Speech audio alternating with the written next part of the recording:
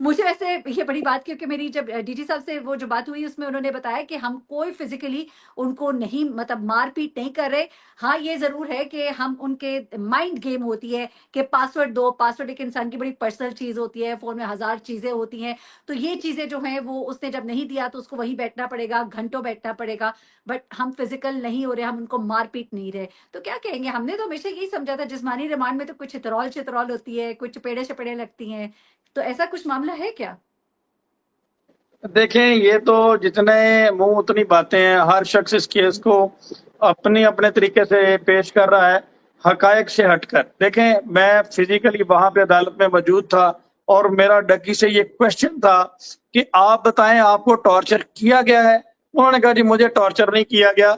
मैंने कहा आप कोई मेडिकल करवाना चाहते हैं अगर आपके ऊपर टॉर्चर किया गया? उन्होंने कहा जी मैं कोई किसी किस्म का मेडिकल नहीं करवाना चाहता। हाँ, उन्होंने कहा मुझे थोड़ा बहुत मेंटली टॉर्चर किया गया है। तो मैंने डे वन से ही अपने 2 मोबाइल फोन और लैपटॉप और पासवर्ड उनको दे दिए थे। और मेंटली तौर पर उन्होंने कहा कि मैं जरूर शॉक हूं कि मुझे किसी किस्म का कोई नोटिस नहीं मिला, किसी किस्म की कोई इंक्वायरी कंडक्ट नहीं हुई। डायरेक्टली मेरे ऊपर पहले मुझे गिरफ्तार किया गया और सुबह जाके एफआईआर लॉन्च की गई। ये आप एफआईए की बदनीति देखें कि डक्की भाई को रात को एयरपोर्ट पे गिरफ्तार किया गया। जो मैं आपको मोस्ट इंपोर्टेंट चीज बताने लगा हूं, यहाँ पे जितने भी मीडिया प्लेटफॉर्म है वो हकायक से हटकर बात कर रहे हैं। मैं जो आपको बात कर रहा हूं, मैं जो एफआईए की फाइल है और जो मैंने डक्की भाई के अहले खाना से जो डक्की भाई का मौकफ है वो आपको बता रहा हूं, क्योंकि मेरे पास डायरेक्ट सोर्स ऑफ इंफॉर्मेशन है। मैं आपको बताऊं कि इन्होंने रात को एयरपोर्ट से गिरफ्तार किया, अगले दिन सुबह को ये जाके एफआईआर दे रहे हैं। और ये डायरेक्टर साहब कहते हैं कि वो बैरून मुल्क फरार हो रहा था। ओ भाई, बैरून मुल्क तो तब फरार होता कि अगर उसके ऊपर पहले की एफआईआर होती, उसमें वो इश्तिहारी होता, उसमें वो नहीं, वो एब्सकॉन्डर तो होता। वो अपने आप को डायरेक्टर बचाने साहब के ने लिए नहीं खुद ही कर रहा। बोला कि ठीक है, उसको नहीं मालूम था कि मेरा नाम लिस्ट में डाल दिया गया है। लेकिन वो कहते हैं चूंकि हमने नोटिस भेजे, वो पेश नहीं हुआ। तो ये हमारा फिर एक तरीकाकार होता है कि मुलजिम कहीं फरार भी हो सकता है, कहीं छुप भी सकता है। तो वो जब एयरपोर्ट पहुंचा तो हमने गिरफ्तार कर लिया। चलिए, ये वो उनका पॉइंट ऑफ व्यू, आपका ये अपना कहना है कि उन्होंने नहीं नहीं, बिल्कुल ही गलत तरीके का। यहाँ पे देखें, आपने 2 पॉइंट पे कवर किया। एक आपने कहा कि 1x बेट एप्लीकेशन के ऊपर पीसीबी ने माफी मांगी। क्या पीसीबी से माफी मांगने से वो मनी लॉन्ड्रिंग खत्म हो जाती है? वहां पे सारे कानून खत्म हो जाते हैं। Article 4 of the constitution of Pakistan ये कहता है no discrimination, equal protection of law. किसी कोई ईसाई है, सिख है, कोई यूट्यूबर है, कोई ब्यूरोक्रेट है, आपने सबको इक्वली ट्रीट करना है। ये तो कोई तरीका कार नहीं डक्की भाई को आप कटरे में नहीं, ला तो खड़ा कर डकी दें। भाई के लिए तो कह रहे हैं ना कि मामला उनका इतना सादा नहीं है। वो तो बहुत लंबी लंबी ट्रांजैक्शंस, बड़ी बड़ी कम्युनिकेशंस और बड़े बड़े मामलात, देखिए, और चोरी पता बड़ी नहीं हो, 30-30 हजार चोरी डॉलर प्लीज रामे भाई जरा सुनिए ना। 1-1 करोड़ रुपए एक वीडियो के पीछे मिल जाए है तो बंदे की कितनी अय्याशी है। 1-1 करोड़ रुपए एक इंडिविजुअल को मिल रहा है। वो पीसीबी नहीं है, चोरी वो बड़ी डक्की हो, भाई है, सादो रहमान है। पीसीबी एक पूरा इदारा है।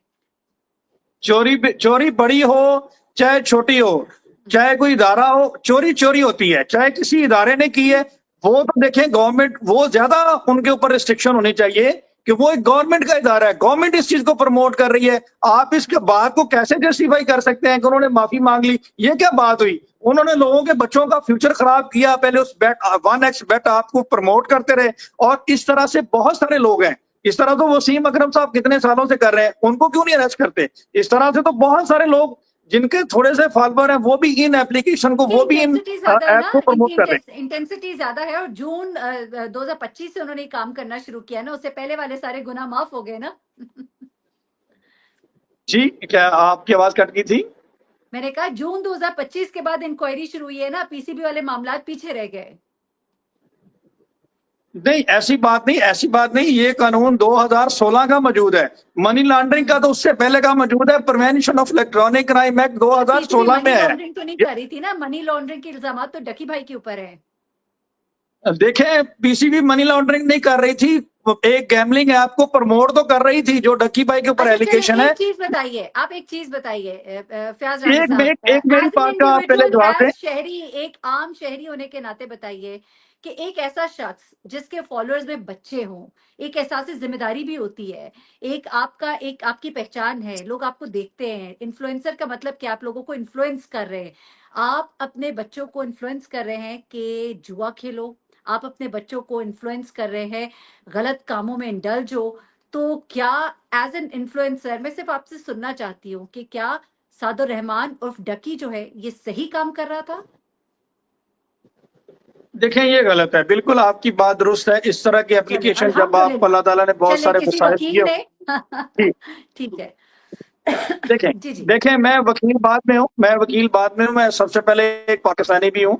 मैं सिंपल बिल्कुल। इसमें ये कहूंगा कि देखें, जब अल्लाह ताला ने आपको बहुत ज्यादा इज्जत दी हो, तो हुँ। आपको पास एक जायज रीजनेबल सोर्स ऑफ इनकम है, तो तब आपको ऐसा काम नहीं करना चाहिए जिससे हमारी नौजवान नस्ल जो है वो खराब हो, और जो चीज हुँ। पाकिस्तान के कानून में मना है उस तरह की वायलेशन नहीं करनी चाहिए। लेकिन यहाँ पे आपसे मेरा एक और सवाल ये है, अभी आपने कहा कि जो एक बहुत मोतबर शख्सियत है, मेरे लिए भी वो रिस्पेक्टेबल है, डायरेक्टर साहब, उन्होंने कहा जी कि नोटिस लेकर हमने नोटिस किए, डक्की भाई नहीं आए।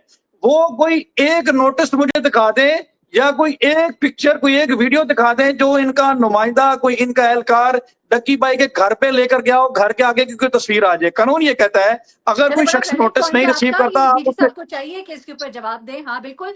चले रिसीव ना किया, ये तो हमारे यहाँ एक रिवाज है ना, रिसीव ही नहीं करते, कहते मिला ही नहीं, पे चश्मा करके घरों की दीवारों पे चले जाते। लेकिन कोई हाँ दिखाएं जरूर कि कोई आप गए थे वहां पे कुछ लगाया था। अब तो बाकायदा वीडियोस बनाई जाती है इस पूरे अमल की, ताकि उसका प्रूफ दिया जा सके। तो डेफिनेटली ये चीज हाँ आप प्रोड्यूस करें। अच्छा चले इधर से जरा आगे चलते हैं। ये तो सारी वो बात होगी जो अभी आगे ये केस चलेगा, चीजें पुटअप की जाएंगी, वहां से दिखाई जाएंगी, आप उसके ऊपर अपने दलाइल देंगे, वो सारी चीजें होंगी। Let's put that side. अब बात करते हैं जरा कि ये कुछ चीजें आ रही है, कुछ बातें इस तरह से हो रही हैं कि डकी भाई के बाद अब कुछ और बड़े बड़े इन्फ्लुएंसर्स हैं, उनके ऊपर हाथ पड़ेगा, जिनमें से एक का नाम तो उन्होंने ले लिया, रजब भट्ट। दूसरा कहा जा रहा है कि पतलू, मिस्टर पतलू। फिर उसके बाद सिस्ट्रोलॉजी की बात की जा रही है, कवल आफ्ताब की भी शायद बात की जा रही है। कुछ आपकी नॉलेज में है कि वो कौन से लोग हैं, कौन से इन्फ्लुएंसर्स हैं जिनके नाम जो है पाइपलाइन में है? देखिए ये दो तीन जो नाम आपने बताए हैं, इनमें से एस्ट्रोलॉजी और रजब भट्ट के हवाले से तो मैं श्योर हूँ कि उनका नाम उन्होंने रखा है। बाकी अच्छा। जो दो हैं उनके, उन्होंने काफी लंबी लिस्ट बनाई है। ये बात उन्होंने भी बताई है, शोएब साहब ने भी, कि हमने काफी लंबी लिस्ट बनाई है और उन सब लोगों को हमने अरेस्ट करना है इस हवाले से। ओ। तो हम्म। बाकी ये है कि उन्होंने अभी वो अपनी जो लिस्ट है उसको डिस्क्लोज नहीं किया। अभी उन्होंने कहा कि जी हम चीजों को इन्वेस्टिगेट कर रहे हैं, लेकिन इसमें काफी लंबी लिस्ट है। उन्होंने कहा जी हम इसको किसी को स्पेयर नहीं करेंगे, ये बात उन्होंने की है। हम्म। मेरा यहाँ अच्छा। पे मेरा यहाँ पे मेरीन एक और वैलिड पॉइंट है।